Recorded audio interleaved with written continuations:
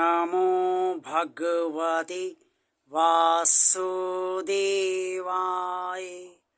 जय श्री हरि, जय श्री भगवान विष्णु जी, जय श्री भगवान कृष्ण जी।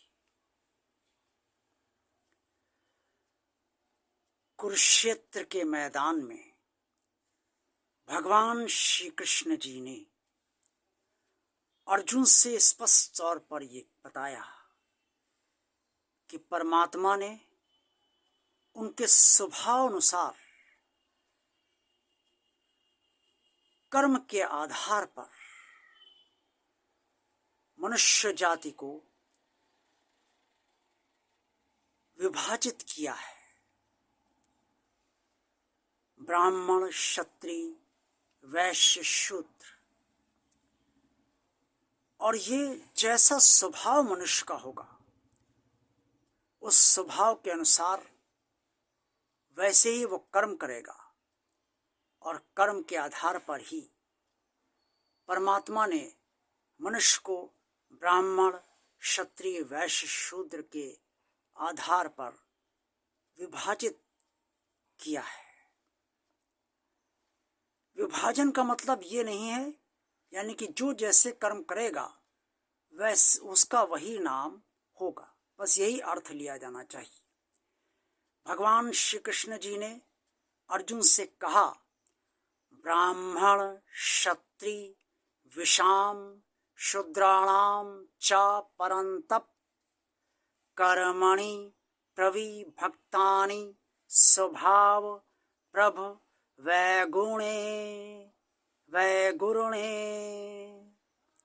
हे परंतप, ब्राह्मण, क्षत्रिय, वैश्य, शूद्र के कर्म स्वभाव से जो उत्पन्न उनके गुण हैं उनके आधार पर ही उन्हें विभक्त किया गया है।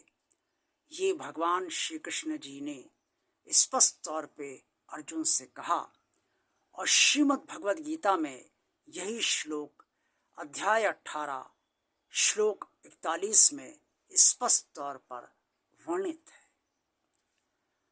अब ब्राह्मण का स्वभाव क्या होना चाहिए? ब्राह्मण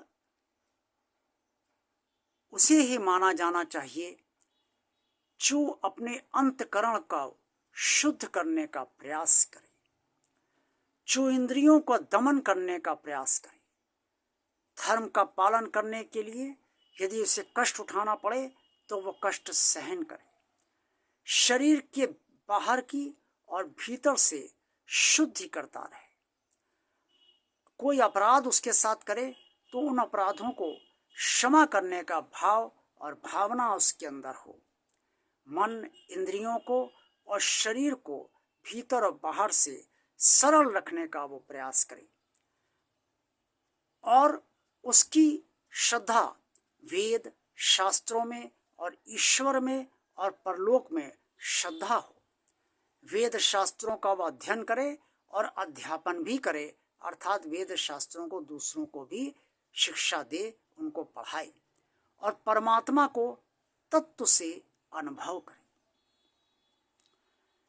जिन मनुष्यों का ये स्वभाव हो, जो भी व्यक्ति इस तरीके से कार्य करें कि अपने अंतकरण की शुद्धि करें, सरल बने, स्वच्छता का ध्यान रखें, सिर्फ बाहरी स्वच्छता की नहीं शरीर की, बल्कि भीतर की स्वच्छता, मन की शुद्धता, हृदय की शुद्धता, विचारों की शुद्धता, इन सबकी शुद्धता का भी प्रयास करें।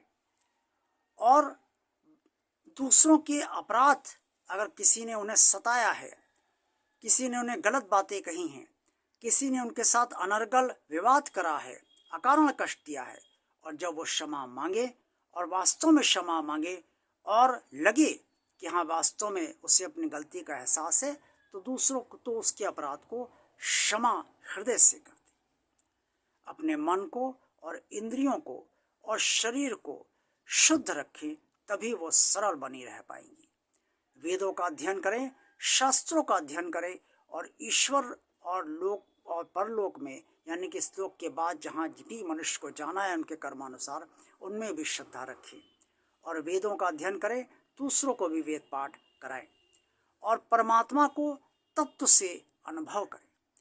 तत्व से अनुभव करने का मतलब ये है कि परमात्मा में आस्था गहरी हो, श्रद्धा गहरी हो और विश्वास गहरा हो, तभी परमात्मा की कृपा से परमात्मा को जाना जा सकता है। तत्व का मतलब ये है कि परमात्मा को जानना, परमात्मा को समझना, और परमात्मा को तभी हम समझ पाएंगे, तभी जान पाएंगे जब परमात्मा अपनी कृपा से, अपनी प्रसन्नता से हमारे नज़दीक आता जाएगा, हमारे पास आता जाएगा, तभी हम उसके पास जाते जाएंगे।